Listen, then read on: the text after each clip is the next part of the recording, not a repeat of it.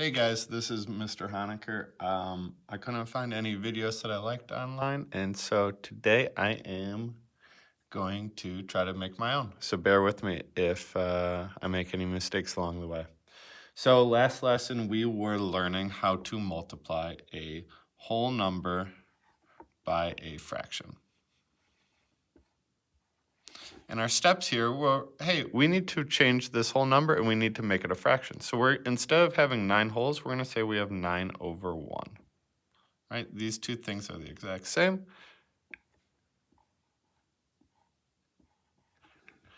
And then once we have it set up like this, we can multiply straight across. We can multiply numerator by numerator. 9 times 2, we would get 18. And then we would multiply 1 times 3 and get 3. Then from there, the only step that we have left is to simplify our fraction. So we're going to ask ourselves, well, how many times can 3 go into 18?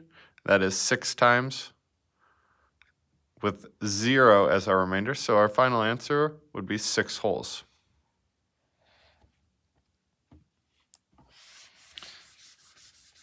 Now, today, what we're going to be doing, we're just going to be multiplying fraction by fraction. So let's say we have something like 2/3 times by 4/5.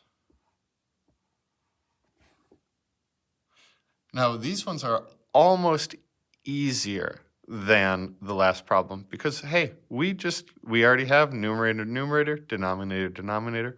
All we have to do is multiply straight across. So we would say, well, 2 times 4 over 3 times 5. 2 times 4 is 8. 3 times 5 is 15. I'm going to ask myself, do these have a common factor? Can we simplify this? And the answer is no, they don't have any shared common factors. This would be your final answer, 8/15. Let's go ahead and try a couple more problems like this. So next, I'm going to say we have 5/7 times by, let's say 3/8. So again, when we're multiplying fractions, we're going to multiply the numerator by the numerator, denominator by the denominator. 5 times 3 is 15. 7 times 8 is 56. And I'm going to check real quick, do these have any common factors? I know 3 goes into 15, but 3 can't go into 56, so this is as simplified as it gets.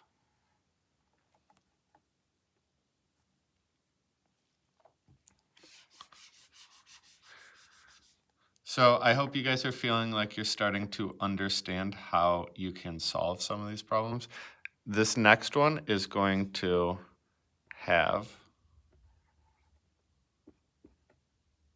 a new strategy that we can use to solve it.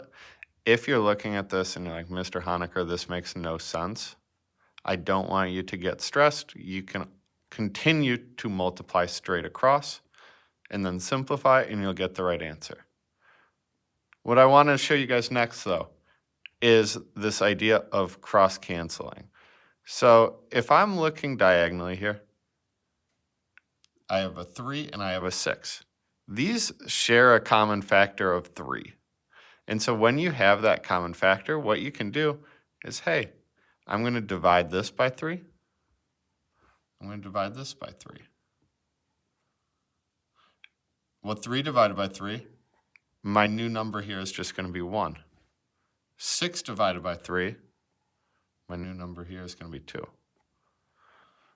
So what we would have is 1 over 5 times by 1 over 2. Now this is helpful because our answer is going to be simplified now. When we multiply, 1 times 1 is just 1. 5 times 2 is 10. And that's as simplified as it gets. Now, if you're looking at this cross-canceling and you're like, oh, that does not make sense to me. Let's go ahead and look at this exact same problem without using cross-canceling. So we have 3 over 5 times by 1 over 6.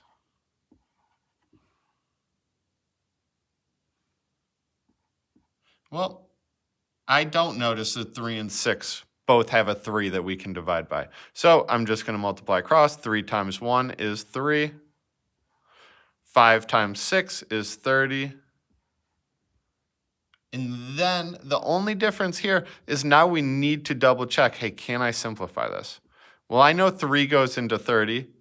3 goes into 30 10 times. So my new denominator is going to be 10. 3 divided by 3 will give me 1. And we'll get the same exact answer. The only difference, we have this extra little step here at the end. So if you feel comfortable seeing, oh, I can cross cancel here and simplify what I'm working with, great. If you don't, that's totally fine. And you will still get to the same answer as long as you simplify at the end. I want to go over one more problem before I set you free.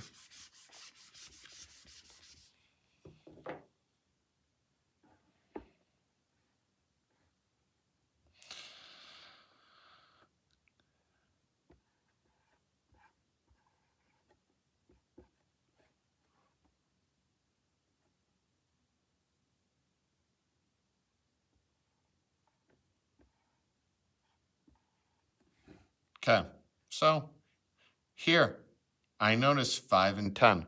They both share a 5, so I'm going to cross cancel. I'm going to make this 5 into a 1 when I divide by 5. 10 divided by 5 will give me 2. So now I'm dealing with 1/8 times by 1/2. And I'll get 1/16.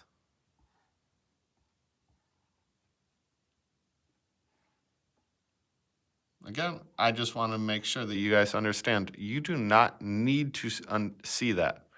Let's say you missed that part. And you say, oh, I'm multiplying fractions. I just need to multiply numerator by numerator, denominator by denominator. 5 times 1 will give me 5. 8 times 10 will give me 80. Oh, this one ends in a 0. I know that 5 will go into it. 5 goes into 80. Well, it goes in 16 times.